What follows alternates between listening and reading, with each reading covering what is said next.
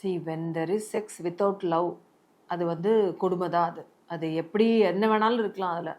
So first husband wife கிட்டலாம் நல்ல ஒரு லவ் அண்ட் ஜெல்லிங் இருக்கணும். அப்படி இல்லை அப்படின்னா அது என்ன செக்ஸாக இருந்தாலும் it will be a torture, it will be painful both mentally and physically.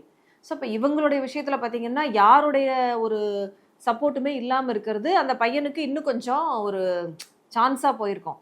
சரி, நம்ம இந்த பொண்ணு என்ன போய் கம்ப்ளைண்ட் பண்ணாலுமே நம்ம அம்மா அப்பா நமக்கு தான் சப்போர்ட் பண்ணுவாங்க. அவங்க சைடு போனாலும் இப்போ நம்மளுடைய சமுதாயத்தினுடைய இது என்ன, எப்படிதாலும் ஹஸ்பண்ட் ஒய்ஃப் வந்து பிரியக்கூடாது, எப்படியாவது நீ கஷ்டப்பட்டுட்டு இருந்தால் பேரண்ட்ஸும் வந்து சொல்லுவாங்க. அப்போ அதுதான் அவங்களுக்கு அந்த தைரியத்தை கொடுக்குது. நம்ம என்ன பண்ணாலுமே இவ அடங்கி தான் இருப்பா, இவ போய் வெளில சொல்கிற அளவுக்கு இவளுக்கு வந்து தைரியம் இருக்காது, இல்லை சொன்னாலும் யாரும் வந்து நம்மளை வந்து பனிஷ் பண்ண மாட்டாங்க.